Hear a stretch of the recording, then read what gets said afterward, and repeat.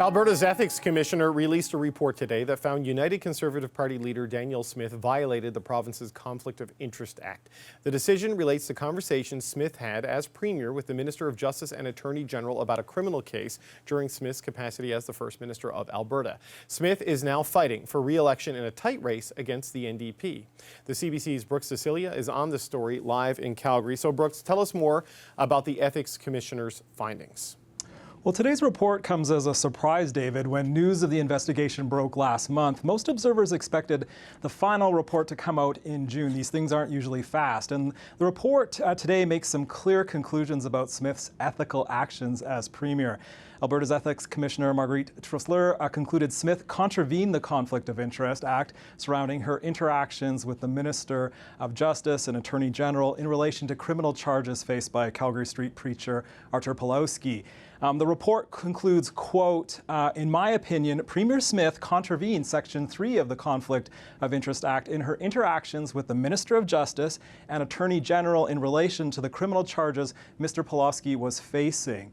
And in citing the case of Prime Minister Justin Trudeau and the SNC Lavalin case that you'll be aware of, Trussler wrote that Smith was the only person who, by virtue of her position, could clearly exert influence over the Attorney General and had the power to remove the Justice Minister Tyler Shandro from his position as Minister of Justice and Attorney General.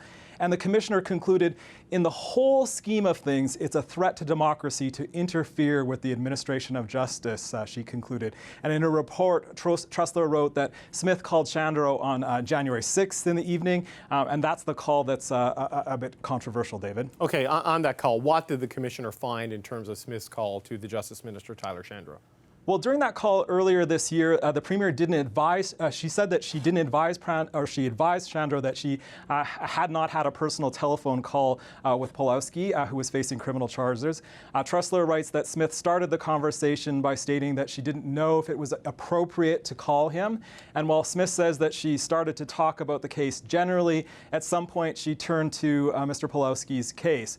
Trussler's report notes that the call was only a few hours, in fact, after she'd made a call to Pawlowski. That call, of course, was recorded and leaked. Now, the Ethics Commissioner says Shandro remembered a very different version of the conversation. Trussler said the Justice Minister did not recall the Premier beginning the call by asking if it was okay for her to ask about the COVID-related criminal prosecutions. The Ethics Commissioner concluded the Justice Minister must have felt considerable pressure following a phone call from Smith about Artur Pawlowski's criminal case. This is, of course, erupting in the middle of an election campaign. David? Right, an election campaign that the poll suggests is tight. So how did Danielle Smith respond to today's report? Well, this morning, Danielle Smith tweeted that both CBC and NDP had repeatedly lied to Albertans about contact with Crown prosecutors. Earlier this year, CBC News reported, based on multiple sources, that a staffer in Smith's office had sent a series of emails about the prosecutors, challenging their assessment and direction on cases stemming from the Coutts border blockade and protests that happened last year. Trussler's report concluded that based on the evidence she had, no Crown prosecutor was emailed directly. And also, I should mention that a spokesperson for CBC News this afternoon told me that the public broadcaster stands by its journalism and its sources, stressing that the Commissioner did not search for additional emails. And David, in a statement, Smith said she invited the Commissioner to give her and future premiers the benefit of some guidance, I should say, on how to advance sensitive policy issues similar to this one with the Minister of Justice. And all of this, of course, comes tonight before a much anticipated televised debate. Yes, the timing is fascinating. I want to thank you for your time. The CBC's Brooks Cecilia in Calgary. Thanks, man. My pleasure. Okay, as Brooks said, all of this happening ahead of tonight's election debate with NDP leader Rachel Notley. And the Power Panel has been listening in, and they're here with me now. Here in Ottawa, Vandana Khatter is a political consultant and former advisor to Prime Minister Justin Trudeau. Matthew Dubé is a former NDP MP, now senior associate with Proof Strategies. In Halifax, David Tarrant is a vice president at Enterprise Canada and a former strategist in Prime Minister Harper's PMO. And in Vancouver, Shachi Kurl is the president of the Angus Reid Institute. Okay, This is a delicate one, Vandana, but because she said Danielle Smith took this report as proof that the CBC's reporting, it's delicate for me, not for you, on her staff trying to contact prosecutors on COVID-19 was wrong. The CBC, as you heard, stands by the reporting. So just to put that out there, what could be the fallout of all of this ethics finding heading into the debate tonight? Well, I think the biggest thing this will do is take her off message. This will play into Notley's hands, that narrative that Danielle Smith is not up to be premier, that they'll question her judgment, and play into the fact that she is not ready to lead Alberta and that she actually will be. The biggest thing will happen for today. It'll take Danielle Smith completely off message, and she'll spend the evening defending this. Matthew Dubé, we've often seen, damaging leaks on the day of a debate, but not from an ethics commissioner. I can't recall something like this happening. What impact do you think this has today? I think it has a big impact because the story's going to get rolled into all the debate coverage inevitably. So I think that's going to be something that's negative for the Premier. And I think the other negative for her, but that's a positive for the NDP, and I don't want to steal any of Shachi's thunder about what we're seeing in some of the polling numbers, but it's been consistent over the years even that Rachel Notley has high levels of trust. Her leadership is appreciated by Albertans. She has excuse the cliche, but a down-to-earth approach. And I think the contrast of these issues and now culminating in a report like this just gives the runway for Rachel Notley to present herself as a clear alternative that Albertans can look to in some challenging times, let's be clear. Right. Okay. So Shachi brings some of that thunder. I mean, how do you think this impacts public opinion in Alberta, finding like this on the day of the leaders' debate? So obviously the key now is to watch not what we've seen up to this point, including today's news, but whether or not this changes the flavor and the dynamic of the campaign going forward. And I do want to take a bit of a 50,000-foot view here, because realistically, we already know that Premier Smith's ethics issues, integrity issues have already been priced into the cost of the transaction. And what I mean by that is only 33% of Albertans think that she is best on honest and ethical leadership. They already give the advantage to that to Rachel Notley, at 44% of Albertans saying the same thing about her.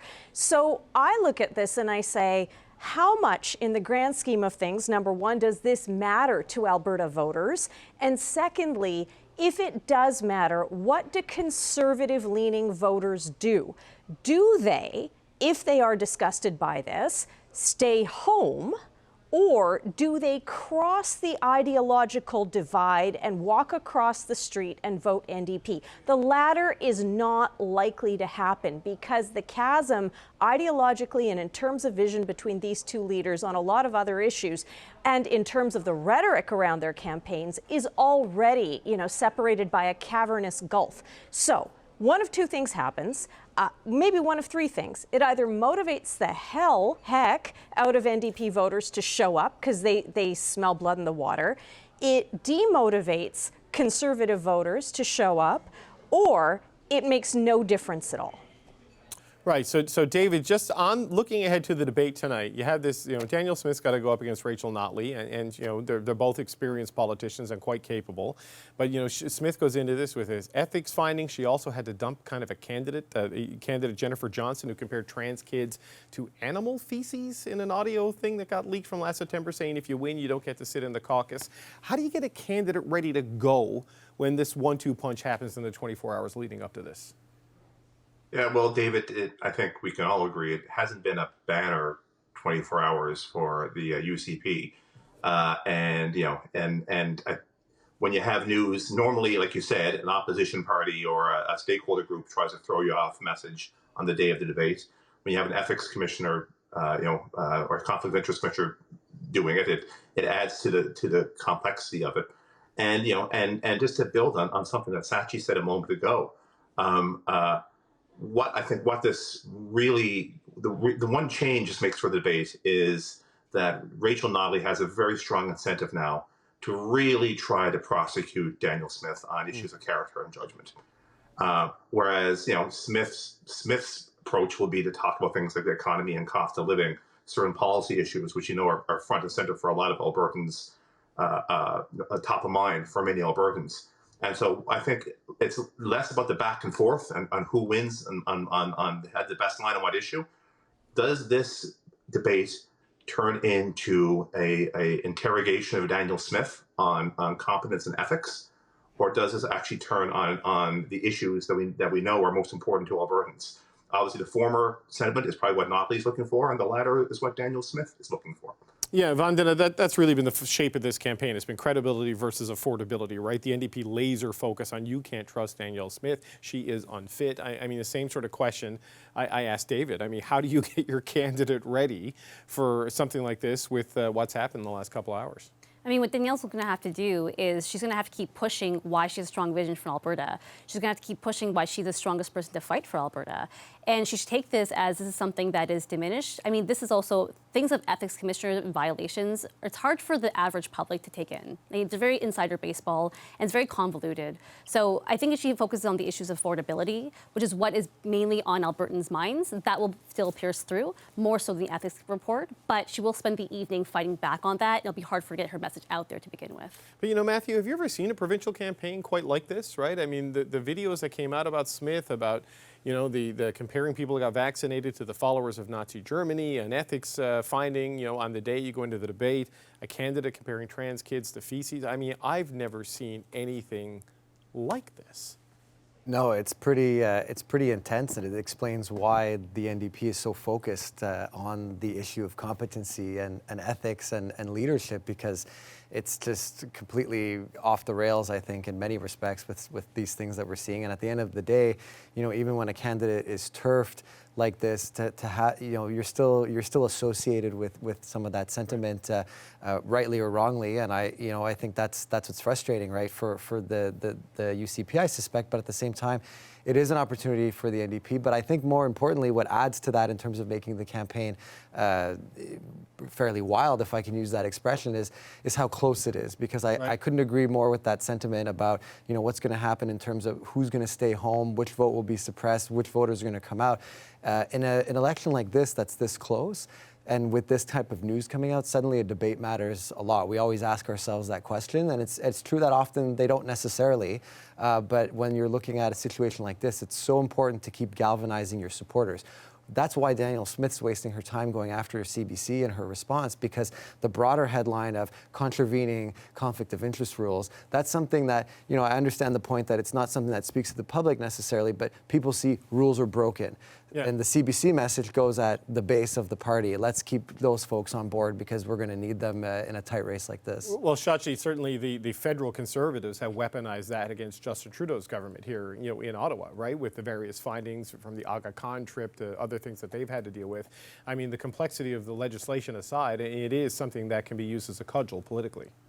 Absolutely. Well, basic politics 101. Don't break the ethics rules. I mean, and yet it happens all the time. So, but I go back to really the turnout factor here, as opposed to the changing of hearts and minds. And the reason it's a tight race, even though, and I recognize that there are polls that have said other things in recent days, because it's just one of those elections, but our data has shown just in the last 24 hours, the UCP holding an 8-point lead overall across the province in terms of popular vote, but really battleground Calgary being the place where it's win or loss for either of these parties. So this is really key and really critical, again, not just in terms of keeping, and which is why we see Premier Smith, Danielle Smith, talking to her base around let's attack the CBC, because that's sizzle on the plate. They love that. On the other hand, what we need to see from Rachel Notley, if she is to be successful, is not only a motivation, but a real pitch to younger voters to not just like stuff on the TikToks and the Instagrams and the social medias, and I say this only partly tongue-in-cheek, but also to register to vote and vote. Because if she cannot get Calgarian voters under the age of 35 to show up en masse and have their best day ever at the polls, this thing still swings for Danielle Smith. David, just you know, you've worked for Stephen Harper, Doug Ford, Tim Houston, you know, in various capacities, conservatives and progressive conservatives who have won. How does Danielle Smith motivate, you know, reluctant conservative voters right now? Because I even saw a story before I came on the air that the Ukrainian Canadian Congress is mad at the United Conservative Party because one of their candidates retweeted a tweet with Zelensky as war criminal hashtag on it. Like, it seems endless. So how do you keep people motivated when this drip, drip, drip doesn't stop dripping? Well, I mean, one of the secrets about trying to build a winning coalition, David, is you don't actually lose anymore when the people who already don't like you really start hating you, right? Good I mean, point. I experienced this with Doug Ford. Like, the people who don't like Doug Ford hate Doug Ford, but they don't get 2 votes for hating Doug Ford. And the people who really hate Justin Trudeau don't get 2 or 3 votes because they really hate Justin Trudeau. These people, like Sachi said about voters being priced into the transaction, is a great turn of phrase. So the real issue is, for those slice of voters who are undecided or persuadable or switchers, right? A, how much do they actually care about the soap opera stuff, which is debatable? And B, can Smith make the point that an NDP government is fundamentally risky to your ability to hold on to your job, to pay your bills, to pay for gas, and while giving them peace of mind that she will make their lives more affordable? And the fact that all of us who appear on these shows, Dave, the people who walk around Ottawa, we're all decided voters. We don't act or think or live like those actually slice of people who are still up for grabs. So it's really hard sometimes to step into the shoes of that small slice of the electorate and try to figure out what actually is going to move them. But that's the message Smith has to sell. How dare you suggest that people on political shows aren't normal voters? No, you make an excellent point, right? That we don't necessarily think the way people who make up their minds in elections do.